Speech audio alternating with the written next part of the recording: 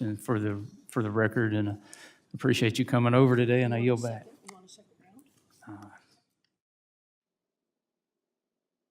All right. Thank you, Mr. Chairman. I just wanted to say the rookie in me came out. I should have acknowledged that you were the chairman of the full committee, and I didn't. We're going to entertain a second round of questioning if you would like. So the chair is going to recognize the gentlewoman from Wyoming, Ms. Hageman, again for 5 minutes. Well, thank you for that opportunity. I have so many questions for the BLM. 48% of the surface estate in the state of Wyoming is owned by the federal government, and about 65% of our mineral estate is owned by the federal government. So when those resources are mismanaged, it has an enormous impact on my state and the citizens of my state. And when you have programs such as the 30 by 30, what you now call America the Beautiful, which I would vehemently disagree with because I don't believe that that's ultimately what will happen with those efforts, I think you'll see what we have been seeing over the last several years, which is the continuing of catastrophic forest fires for failure to properly manage our National Forest Service lands. Removing grazing from our BLM lands is going to have very serious impacts not only on the economy throughout the state of Wyoming, but it will impact the quality of those lands and the grasses as well. So I'm going to talk to you specifically about some of the things that the BLM has been doing in the state of Wyoming.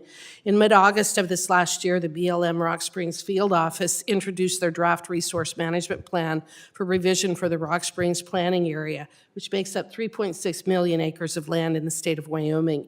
In total, under the preferred alternative, about 2.5 million acres would be off the table for consideration for new rights-of-way, and about 1.6 million acres would have been denied any type of access for grazing, oil and gas development, trona, those sorts of things. By the way, Wyoming's the largest trona producer in the nation, the largest coal producer in the nation, and one of the largest oil and gas producers in the nation. So these issues are extremely important to us. That would have been an increase of more than 480% in acreage off limits to important things like power lines, pipelines, and maintaining roads. And this proposal would also heavily restrict trona mining as well as oil and natural gas development, which are key contributors to our economy. We learned from a former BLM employee that this proposed alternative took a very short time to develop. It was Alternative B. And he said all of their efforts and the $8 million that they spent on this effort was actually focused on developing Alternative D as in dog, compared to Alternative B as in boy. In his words, he said in coming up with alternatives B and C, B basically denying access, management, and use to the vast majority of these lands, we sat down and in 1 week they developed them together. And so over the years, they spent years developing Alternative D and about a week on B and C. Yet, because of this administration, Alternative B was the one that was chosen by the BLM. And having been someone who's dealt with NEPA for decades now, NEPA requires you to take a hard look at the alternatives and the decision that is going to be made. Would you agree with me that spending years on Alternative D as compared to 1 week on Alternative B demonstrates that the BLM never did take a hard look at Alternative B before deciding that that was the plan that they were going to go forward with? Congresswoman, I'm not aware of these assertions by a former BLM employee, but certainly agree that NEPA requires us to take that hard look, and we will do that across all land management planning efforts, including the Rock Springs RMP. Okay, well, would you agree spending years on something would be considered a hard look, and where spending a week on something probably wouldn't qualify? Again, Congresswoman, I'm not aware of the assertions by this former employee, so I would hesitate to speculate, but I am certain that on the Rock Springs RMP, we did take that hard look that NEPA requires in compliance with the law.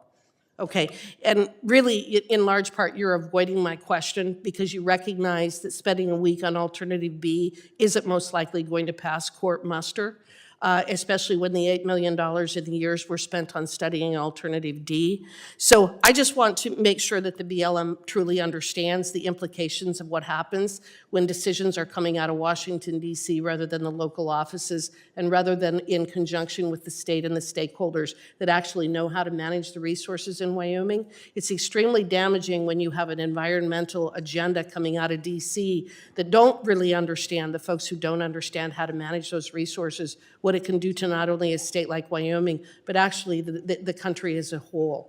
The war on coal, the war on oil and gas, the war on affordable energy is affecting everyone in this country. It's why I've introduced the Energy Poverty Prevention and Accountability Act, because I want to make sure that agencies like the BLM are actually having to quantify the costs associated with the decisions that they make. I think the American people deserve that, and I will again say, I think that the BLM needs to come to the table with the state of Wyoming and come up with a legitimate resource management plan for not only the Rock Springs district, but the remainder of Wyoming that BLM controls. So with that, I yield back. All right, the chair now recognizes